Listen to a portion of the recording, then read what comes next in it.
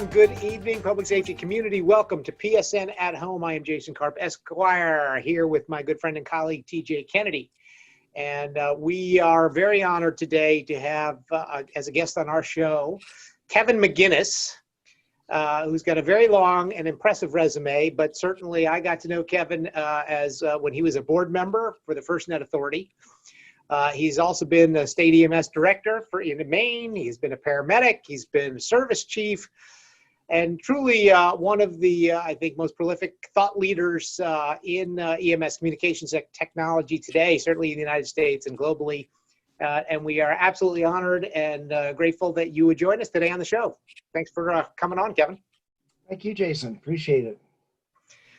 So, what are we going to talk about? So many topics, so little time, but I think we want to dive into telemedicine. It is just such a hot topic right now. There's so much going on in the industry, a lot of controversy about it, how it's being used, who it's being used by. You bring a very unique perspective. Would love you to just have you dive in and kind of start off on, you know, at least where we are today and how is telemedicine being used. And also, you know, we'll want to get your thoughts about where you think it's going, but you know, where are we today? What's your thinking there from your perspective? Well, you know, I think it's pretty ironic where we are today. I mean, EMS professionals have been using telehealth capabilities since Johnny and Roy in the early 70s on emergency. We've been calling into the hospital from day one for either medical advice or orders or just to let folks know what's coming in and what they're going to need. And so we've been doing that for 50 years, 40 years.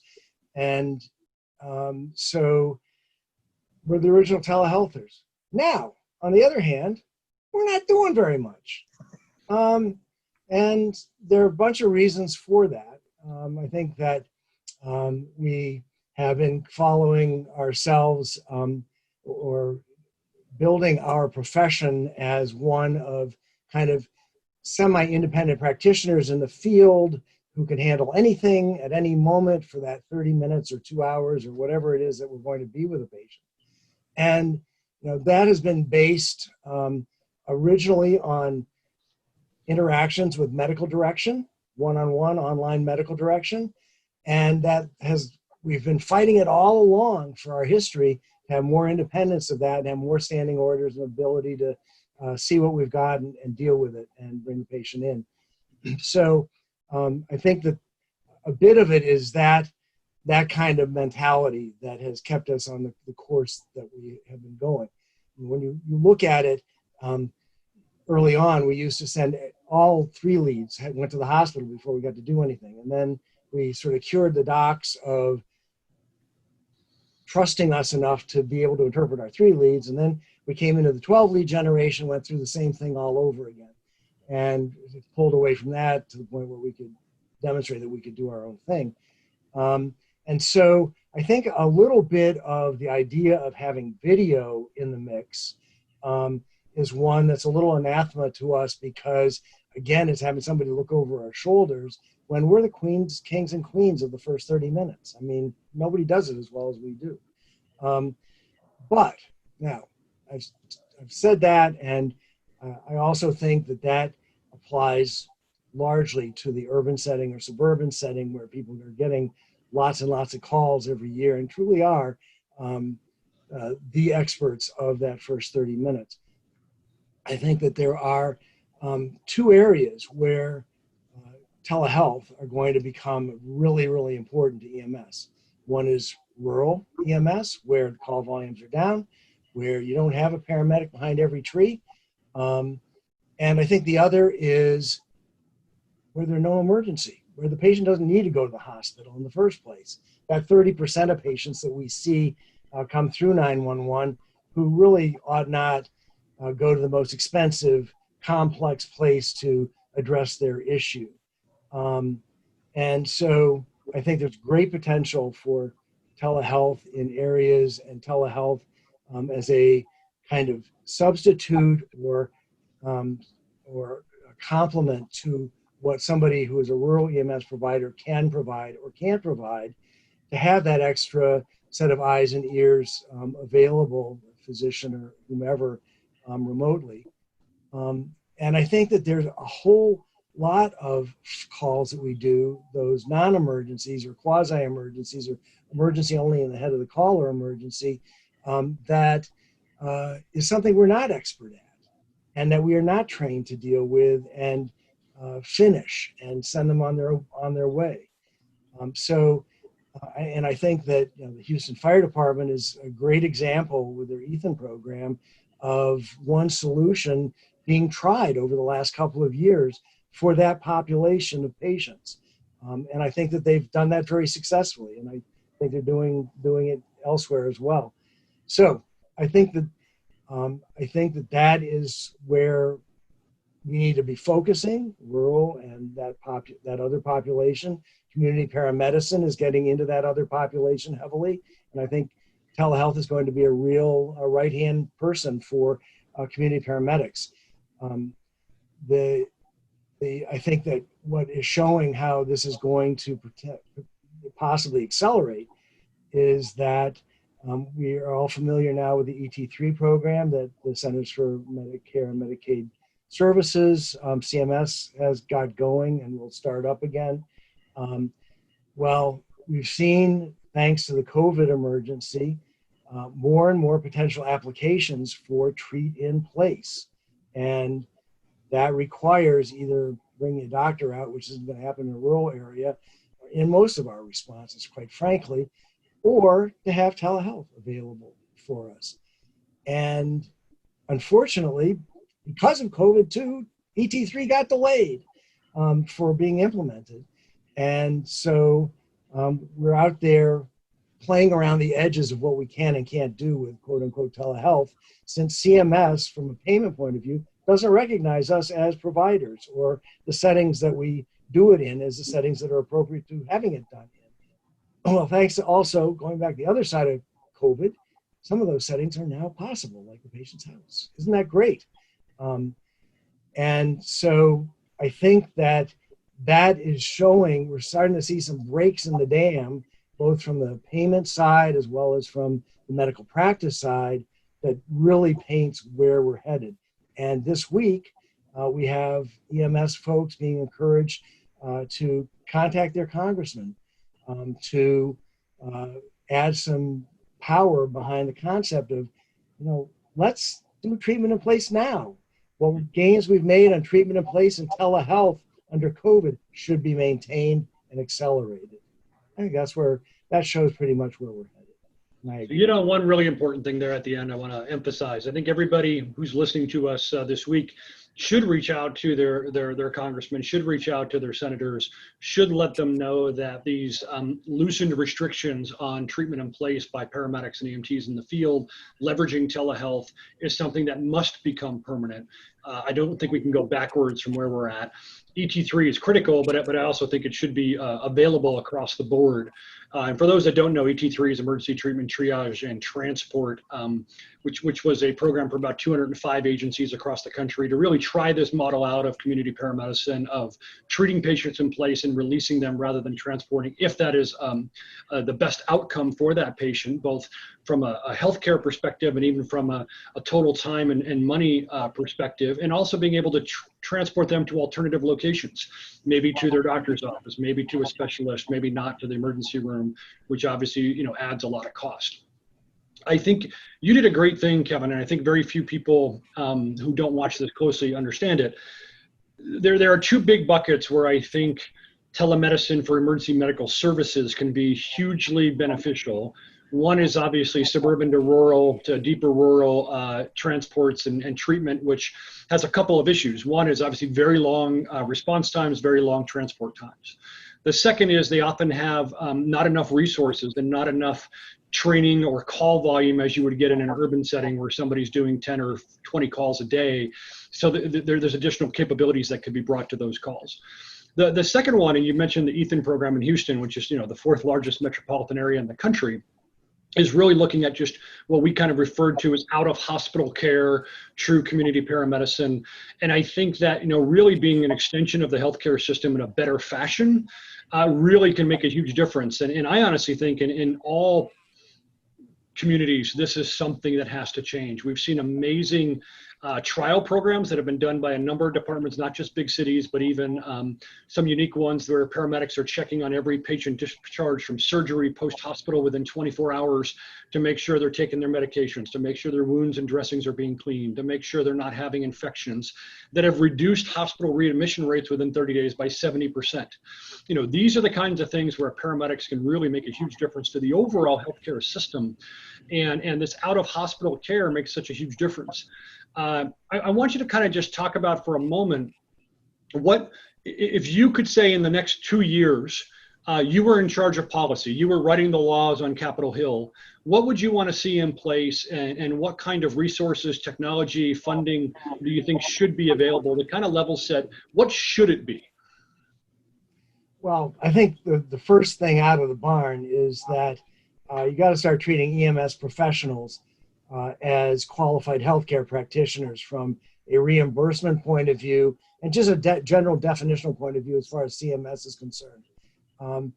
If we're not that to begin with, then we don't really have a role in telehealth other than as operating a camera. And you know, until CMS gets out of the mentality of our product that we sell them is transportation and miles rather than healthcare, that's a problem. So that's my number one. Qualified healthcare practitioners, EMTs, paramedics, that we are qualified to be on the other end of a telemedicine conversation as a practitioner who will provide that care. I think that's totally number one. The second thing is recognizing that 911 EMS 911 calls, 20 to 40% of them, depending on the setting, are not appropriate to the emergency department and should be dealt with elsewise.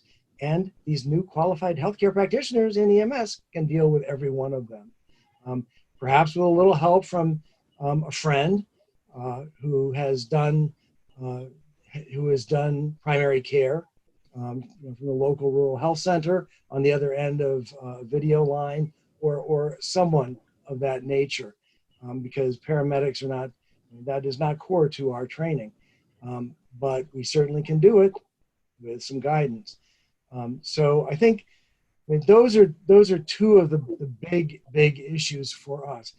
When you're talking about technology, when you're talking about the equipment and the software and whatnot that goes along with this, that is not really a big push, a big lift. It's there, it's available.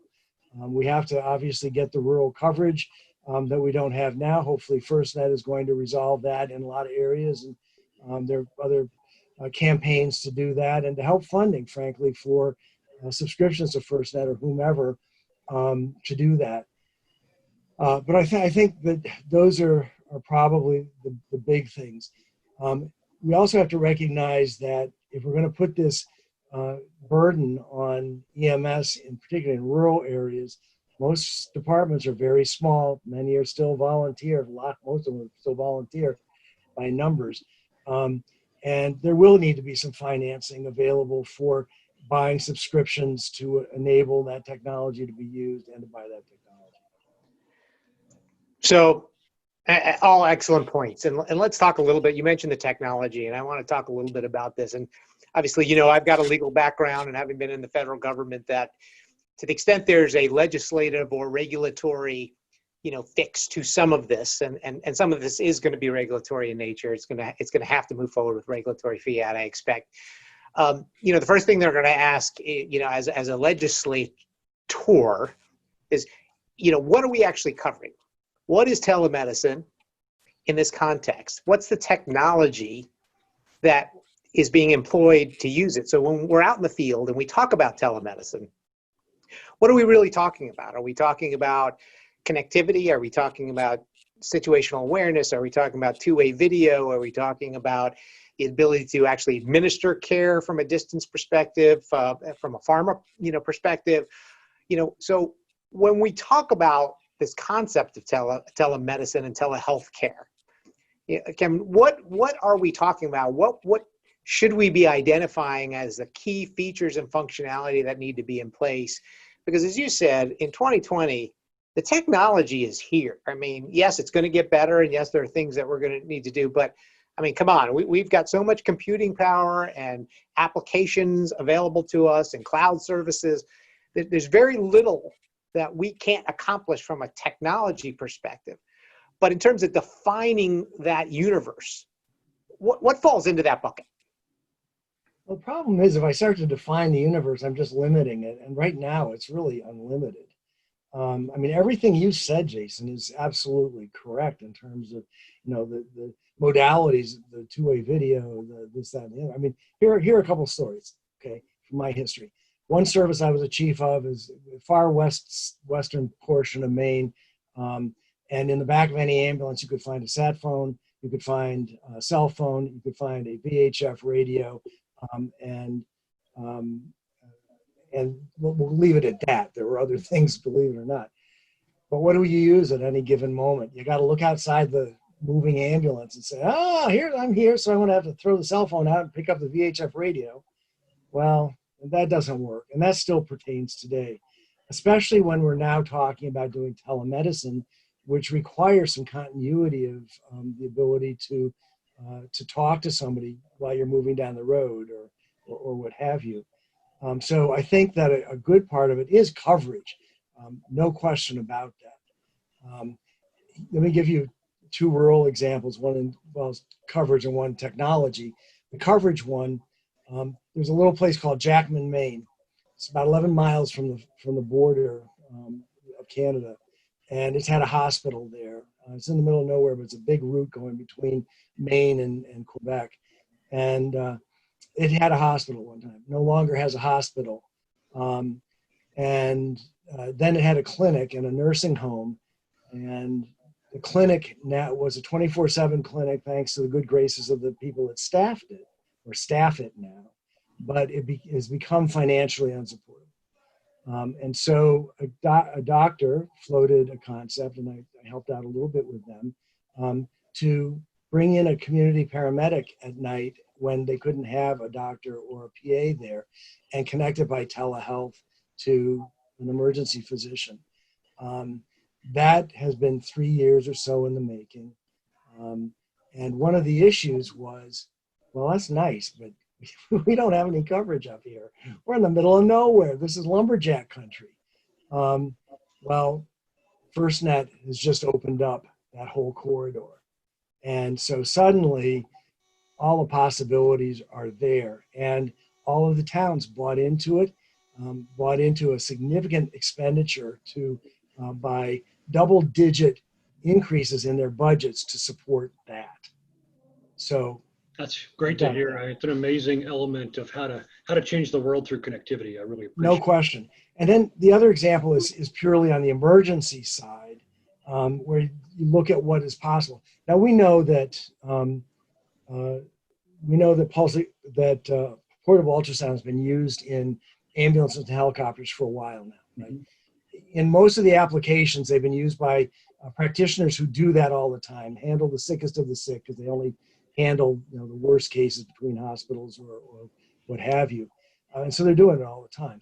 But what about those rural calls? And I've been on many of them, and you have too, TJ, where the EMT goes on 20 calls a year or 50 calls a year, rolls to the bad car crash, and there's a patient out walking around that badly mangled car, should be dead, but the airbag went off and they were wearing their seatbelts and whatnot. And so who knows what's wrong with them? They got some vague complaints and, oh my goodness, but the mechanism, call the helicopter. And so they go to the trauma center. And so they walk out of the trauma center 4 hours later with a $50,000 bill for the helicopter and the trauma center. Wouldn't it have been nice if you could take a portable ultrasound device, which exists today, plug that into a remote diagnostician in a remote hospital, who can not only interpret what's coming out of that, but can help the EMT position the electrodes appropriately, the probe appropriately, while they're getting the picture on the other side, and be able to say, not seeing any blood there, take them to the local hospital and have them work it up there. You just save the health system $50,000 or $30,000. So Right, and what a great example, because you save them 50,000. And also, if they were scanning the belly and that remote radiologist or physician or whoever happens to be looking at it goes, oh my gosh, they're internally bleeding and we have a major issue, fly them out, you just saved their life. So in either case, you've had a successful outcome. right. And I just think that those all sort of define the periphery of what's possible, Jason. Like if I say, give you a list of 20 things that we could do, why limit it at that? It's I love it. I think you're spot on, and we don't know where it's going, right? And this is the problem with regulation anyway, right? It tends to be short-sighted, not because of any intent, but just the technology and advancements move so quickly, and we can't always think about what's coming down the road. So we really need to think about this, and I believe this as we look at making changes to telehealth care and to the regulations governing reimbursement and what can be done. With a very, very forward-looking, thought process. And so things like, historically grant and funding that came from federal government in public safety was very capital intensive, right? I could get X amount of dollars to buy this piece of equipment, right? Well, we know we're moving way past that. You just talked about broadband connectivity. We're talking about, various platforms and software as a service and cloud services and other things. And who knows tomorrow, right? And so what I would advise, certainly as folks are going out, is also keep in mind how the technology, how it's being used, how it's paid for, are all critical items. And we want to make sure that there's as much flexibility to allow the practitioners, like, yourselves, to be able to do what you need to do and not have to worry about the reimbursement on the back end, or, worry about the fact that I've got to make a decision based on policy, not based on the best interest of the patient. And we just have to get away from that. Absolutely. And I think there's going to be a change in the way that we procure that technology in the future, and what we do, rather than going out and buying a $35,000 monitor, or a $200,000 ambulance for that matter. I think we're going to end up perhaps renting those things as services, as complete services. Right. And that's going to be so much easier to budget rather than going through depletion cycles for ambulances or big pieces of equipment like that. I think it's actually going to get easier as we move into the future to keep up with the technology, because it's so changing so blasted fast. When I became state EMS director in Maine, one of the first things that I made our motto was, we're going to facilitate first and regulate second. We recognize that our profession is changing so blasted fast that we got to say, okay, what do you want to do? Okay, why not? Let's try. And that's got to be your attitude. In the end, us regulators need to also recognize our responsibility to the public and protecting the public. And so you got to balance those carefully. Well, this has been an exciting conversation about telemedicine, emergency medical services, what works well today, where are we headed in the future, and really want to thank Chief Kevin McGinnis for joining us here today. A great conversation. I learned a lot, and I think others have as well, and I think it's going to be an important element for emergency medical services every day going forward, as well as the business model as a service that is going to change for public safety. So thank you, Kevin, for joining us today. We appreciate it. Thanks, TJ. Thanks, Jason. It was a pleasure. All right. Absolutely. Take care. We'll see everybody next time. Bye-bye.